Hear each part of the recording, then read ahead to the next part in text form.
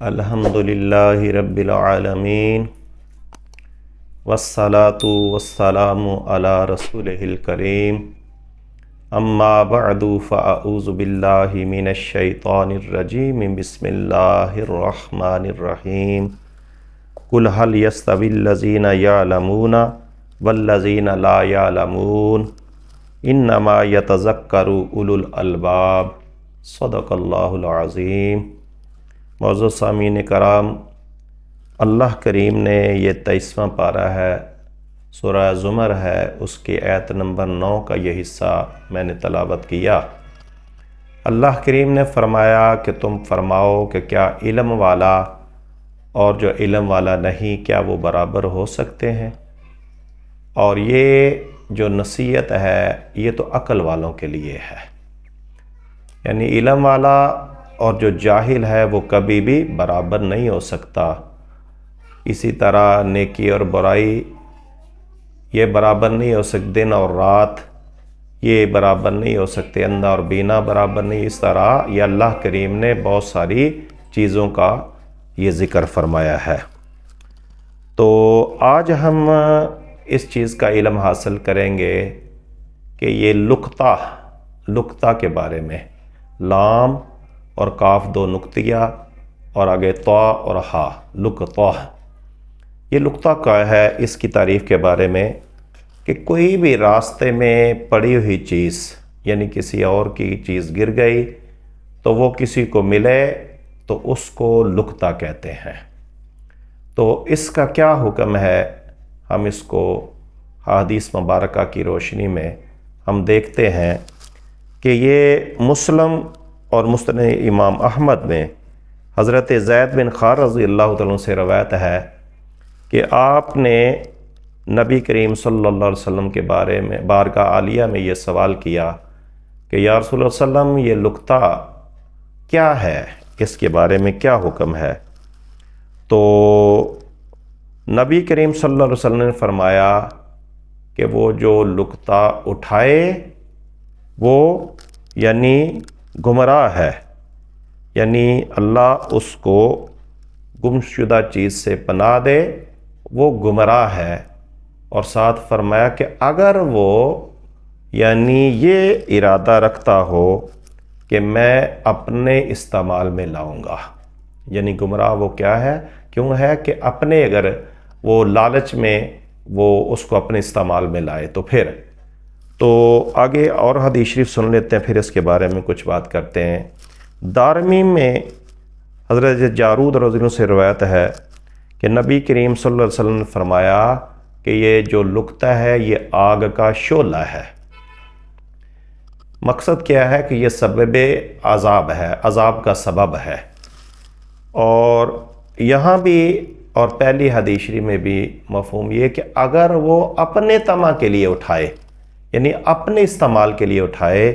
اور اگر اس کا ارادہ یہ ہو کہ میں اس کو اس کے مالک تک پہنچا دوں گا تو پھر وہ گمراہ یا اس کے لیے عذاب جو ہے وہ نہیں ہوگا۔ تو دارقطنی میں حضرت ابی ہریرہ رضی اللہ عنہ سے روایت ہے کہ آپ نے فرمایا کہ نبی کریم صلی اللہ علیہ وسلم کی بارگاہ میں ایک شخص نے یہی سوال کیا تو آپ نے فرمایا کہ اگر وہ اٹھائے، مفہوم یہ بنتا ہے تو 1 سال تک اس کی تشہیر کرے، یعنی 1 سال تک لوگوں کو بتائے کہ میرے پاس ایسا ایسا مال آیا ہے، جس کسی کا ہو وہ مجھ سے لے سکتا ہے۔ اور ساتھ یہ بھی فرمایا کہ اسے چاہیے کہ وہ گواہ بنا لے۔ اس کا فائدہ کیا ہوگا؟ اس کا ایک فائدہ تو یہ ہوگا کہ جب دوسرے لوگوں کو بھی وہ بتا دے گا کہ مجھے یہ مال ملا ہے تو پھر وہ اس کے دل سے طمع جو ہے، لالچ وہ ختم ہو جائے، کیونکہ وہ اس کے ذہن میں یہ ہوگا کہ اب لوگوں کو پتہ چل گیا، اب تو میں استعمال نہیں کر سکتا۔ اور ایک اس کا فائدہ یہ ہوگا کہ کل اگر اس کا اصل مالک مل جائے تو وہ جتنا مال ہے اس سے زیادہ وہ ڈیمانڈ نہیں کر سکے گا، کیونکہ اگر وہ مالک کہے کہ میرا تو اتنا مال تھا وہ کم حقیقت میں، تو اب وہ اگر کہے گا میرا زیادہ مال تھا تو گواہ اس وقت بھی وہ کام آئیں گے، بتائیں گے نہیں تو جھوٹ بول رہا ہے، یہ مال تیرا اتنا نہیں تھا، اصل اتنا ہی ہے جتنا اس کے پاس ہے۔ یہ گواہ بنانے کے فائدے ہوں گے۔ تو ابو داود نے حضرت ابو سعید خدری رضی اللہ عنہ سے یہ بھی روایت کی ہے کہ حضرت علی کرم اللہ وجہہ الکریم کو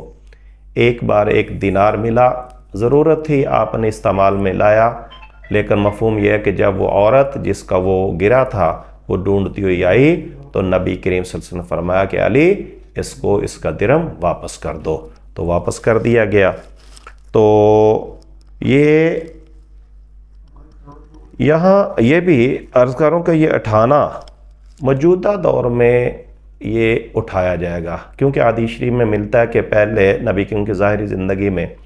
ایک صحابی رسول نے یہ بھی سوال کیا ایک بکری کے بارے میں، تو آپ نے فرمایا کہ یا وہ تیری ہے یا تیرے بھائی کی ہے یا بھیڑیے کی ہے، کہ اگر تم نہیں لے کے آؤ گے وہ جنگل میں یا کہیں تو اس کو یا کوئی اور لے جائے گا یا بھیڑیا اس کو اٹھا کے لے جائے گا، تو تم لے آؤ اور اس کے مالک تک پہنچاؤ۔ اور اونٹ کے بارے میں پوچھا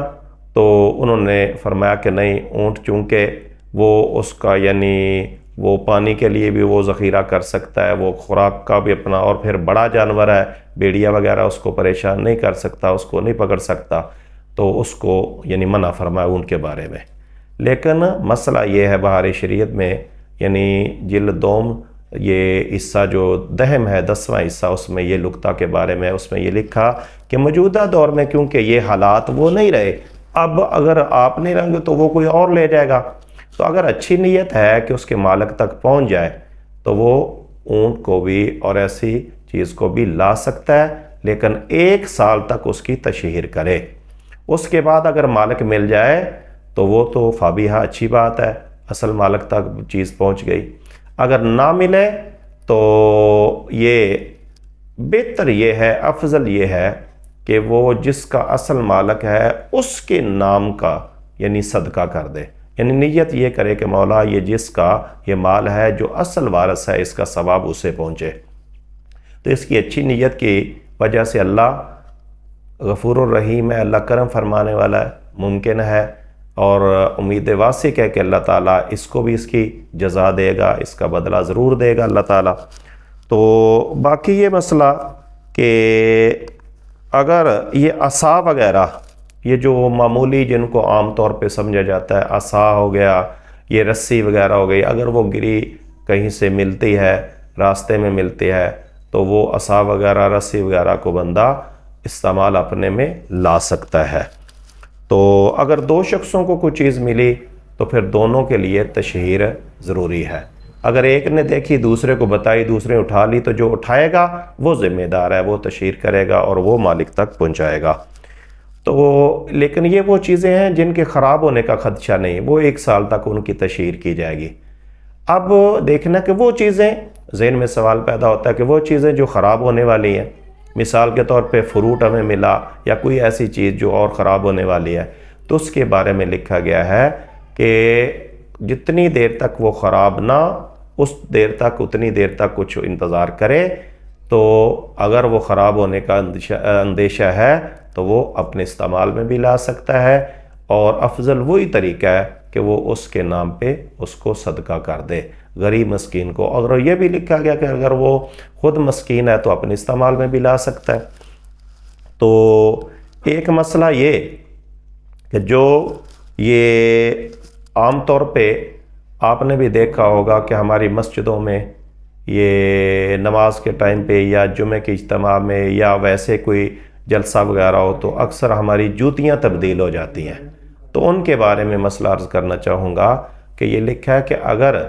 یعنی ہم کسی کی جوتی اٹھا لاتے ہیں تو وہ ہم استعمال نہیں کر سکتے، ہمارے لیے وہ جائز نہیں ہے۔ ہاں یہ بھی رعایت دی ہے کہ اگر کسی کی زیادہ قیمت کی جوتی تھی تو کوئی اور اٹھا کے لے گیا تو اس کی جگہ پہ کوئی اور جوتی پڑی ہے تو اس کی کم قیمت ہے، تو اگر وہ جس کی جوتی گم ہوئی ہے زیادہ قیمت والی، وہ بندے کے لیے اجازت ہے کہ وہ اس کو استعمال کر سکتا ہے، عام بندہ وہاں سے جوتی اٹھا کے استعمال نہیں کر سکتا۔ اور یہاں میں اپنا ایک یعنی کہہ لو کہ عرض کرنا چاہوں گا کہ جو میرے ذہن میں بات آ رہی ہے کہ یہ جوتی جو بندہ استعمال کرتا ہے نا، تو چاہے اس کا جوتے کی طرف دھیان نہ بھی ہو، جب وہ پہنتا ہے تو تقریباً اس کو اندازہ ہو جاتا ہے کہ یہ میری جوتی ہے یا نہیں۔ تو اس لیے اگر وہ غلطی سے پہن لے تو جب ہی اس کو یعنی پتہ چلے تو اسی وقت اس کو واپس لوٹا دینی چاہیے۔ تو اگر کوئی چیز گم ہو جائے تو یہ وظیفہ ایک سن لیں، اور اس کے بعد پھر یعنی ہم دعا کرتے ہیں کہ یہ لکھا امام نووی رحمۃ اللہ علیہ فرماتے ہیں کہ اس کے بارے میں میرا ذاتی تجربہ ہے، اللہ تعالیٰ وہ چیز گم شدہ لوٹا دیتا ہے۔ یہ اس کے لیے ہے جس کی چیز گم ہو جائے تو وہ کیا کرے؟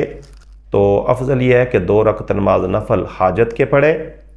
اور اللہ کی بارگاہ میں یہ دعا کرے، یا جامع الناس لیوم لا ریب فیہ ان اللہ لا یخلف المیعاد اجمع بینی و بین ضالتی، اور ضالتی کی جگہ پہ وہ اپنی اس چیز کا نام لے۔ امام نووی رحمۃ اللہ فرماتے ہیں کہ یہ میرا ذاتی تجربہ ہے، اگر کوئی ایسا اللہ کی بارگاہ میں بندہ دعا کرے گا تو اللہ اس کے مال کو واپس لوٹا دے گا۔ تو اللہ کی بارگاہ میں دعا ہے کہ اللہ تعالیٰ ہر مسلمان کی ایمان کی، مال کی، جان کی، اولاد کی حفاظت فرمائے۔ وآخر دعوانا ان الحمد للہ رب العالمین۔